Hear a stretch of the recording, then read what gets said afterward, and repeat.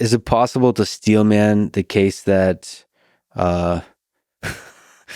that not all politicians are corporatists, or maybe how would you approach that? For example, this podcast has a bunch of sponsors, and I give zero fucks about what they think about what I'm saying. Like, they have zero control over me. Maybe you could say that's because it's not a lot of money, or maybe I'm a unique person or something like this. But I just think it's possible to have, and I would like to believe a lot of politicians are this way, that they have ideas, and while they take money, they kind of see it as a game, that, you accept the money, kind of go to certain parties, hug people and so on, but it doesn't actually fundamentally compromise your integrity on issues you actually care about. I could steelman almost anything. I could steelman Trump.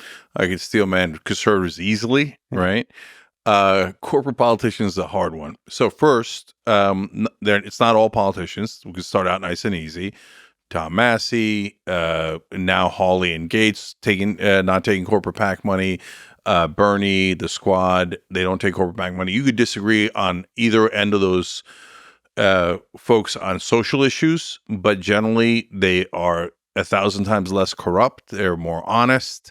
And part of the reason you might hate the squad is because they're so honest. Mm-hmm. They tell you their real opinion on social issues that you really disagree with.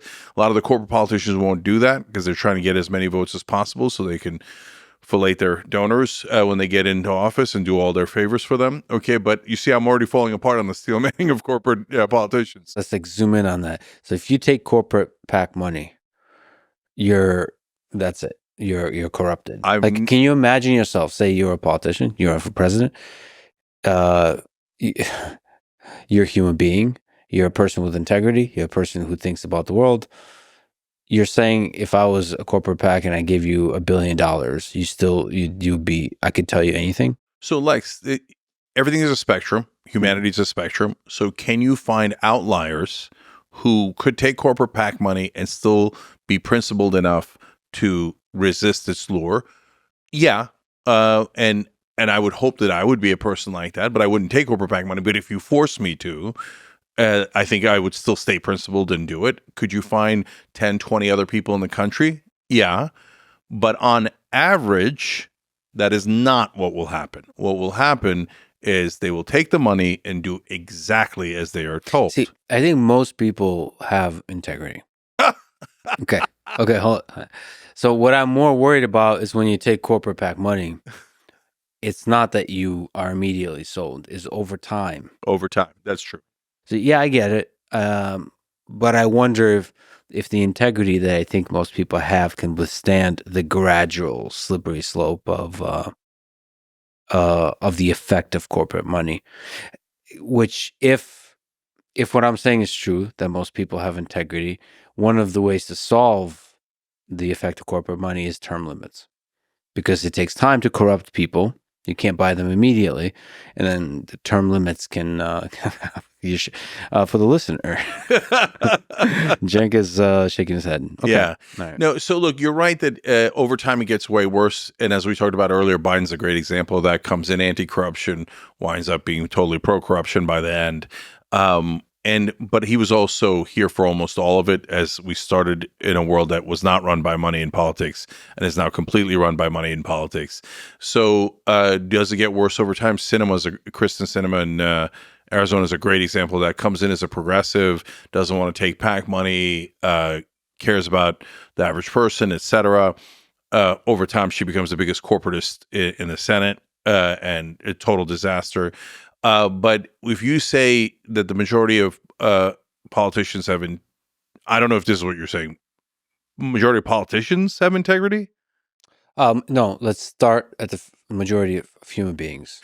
I think that politicians are not a special group of like sociopaths. I think they are. They lean a little bit towards that direction, but they're not like only sociopaths going to politics. It's like you have to have some sociopathic qualities, I think, to go into politics, but they're not complete sociopaths. I think they do have integrity because sometimes for very selfish reasons.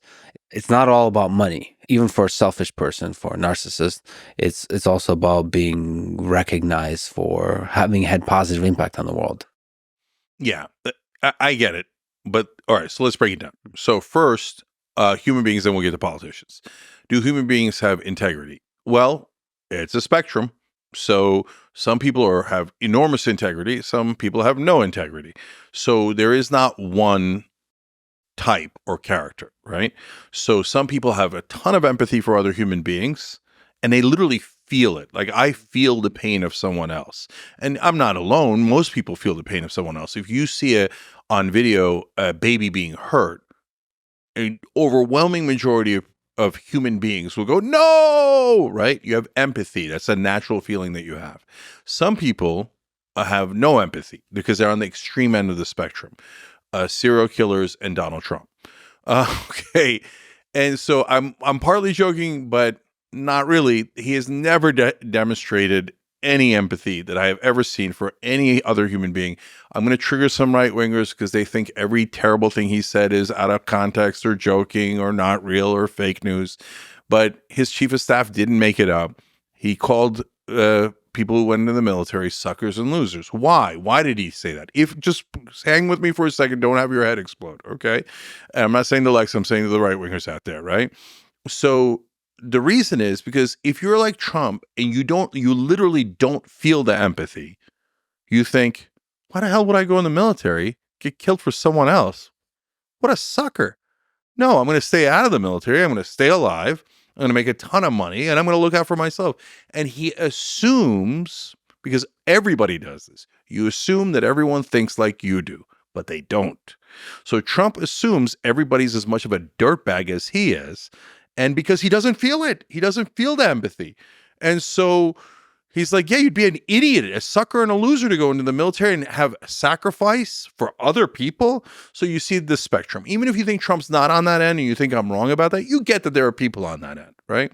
So you have a spectrum of integrity, empathy, etc. That's what I would call your hardware. You layer on top of that your software, okay? And the software is cultural influences. Your parents, media, your friends, all these are cultural influences. So now, when you're in certain industries, they value more integrity. So religious leaders, if you're doing it right, which is also very rare, right? But if you're doing it right, you're supposed to have empathy for the poor, the needy, the whole flock, right? So that profession is incentivizing you towards empathy and integrity, okay? And even then, a giant amount of people abuse it, right? But okay, good. In politics, it creates incentives for the opposite, no integrity. And that software, to your point, over time gets stronger and stronger and stronger until it takes over. Now, you might have someone with a lot of integrity like Tom Massey, right? A Republican from Kentucky. And whether I agree with him or disagree with him on policy, I get that the brother is actually doing it based on principles. And there isn't any amount of money you can give Tom Massey for him to change his principles. Why? He's on the principled end of the spectrum as a human being, right? So is Bernie. They're on the same part of that spectrum, right?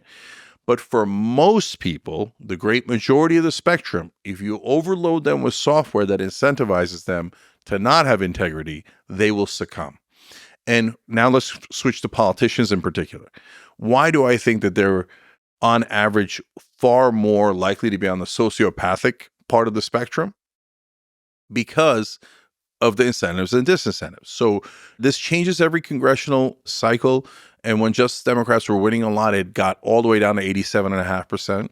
But on average, for congressional elections, the person with more money wins 95% of the time.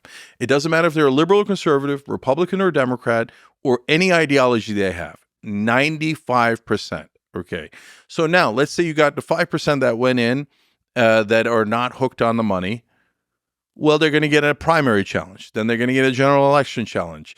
And 95% of the time, the one with more money wins. So eventually, this system cycles through until almost only the corrupt are left. Wait, hold on a second. Is that real? That is real. 95%. So if you have more money, 95% of the time you win, huh? Yes. I like to believe that's less the case for example, for higher you get. Yes, that's true. You're right. So you know why? So the presidential race is ironically, in some ways, the least corrupt. So let's dive into why. If you're running a local race anywhere in the country, you're going to get almost no press coverage, meaning a congressional race, right? If you're running a Senate race in the middle of Montana, you're going to get almost no media coverage. So that's where your money in politics has the most effect, because then you could just buy the airwaves. You outspend the other guy, you get all the ads, plus you get the friendly media coverage because you just bought a couple of $1 million of ads in the middle of Montana. So the local news loves you, the TV stations, the radio stations, the papers. So some of the papers are principled. They might say, oh no, but overall, they're not calling you a radical. They're not calling you anything. And you're buying those races. But when you get to the presidential race, that's much harder, because presidential race, you have earned media, free media that overwhelms paid media. Perfect example is 2016. Hillary Clinton outraces Trump by about 2-1, but she loses anyway. Why? Because Trump got almost twice as much earned media as she did. And the earned media is better. It's inside the content, right? It is definitely better. So in a presidential election, as long as you got past the primary, you could actually win with not that much money. And that's part of the reason why I have hope, Lex. Because all you got to do is get past a Republican or Democratic primary. And now that's very, very, very difficult, but Trump did it, right? Now, he took it in the wrong direction, but he did leave a blueprint for how to do it. And so once you get to the general election, you're off to the races. You could do any goddamn thing you like, okay? You could be super popular. You don't have to give a shit about the donors. You can get into office. You could bully your own party and the other party into doing what you want, and you can get everything done. You could even get money out of politics. So don't lose hope. I mean, we even started Operation Hope at TYT, and our first project was to knock Biden out. And everybody said, you guys are nuts. That's totally impossible. And we knocked Biden out. Right? Did we do it alone? Of course not. We were a small part of it, right? But we laid the groundwork for hope. And we laid the groundwork for when he flopped in the debate. People had already been told, remember, he's bad, he's old, he's not right. And the debate proved it. If we hadn't done that groundwork, and not just Young Turks, obviously, but Axelrod and Carville and Nate Silver and Ezra Klein, etc., Charlemagne the God, Jon Stewart, all these people helped a lot.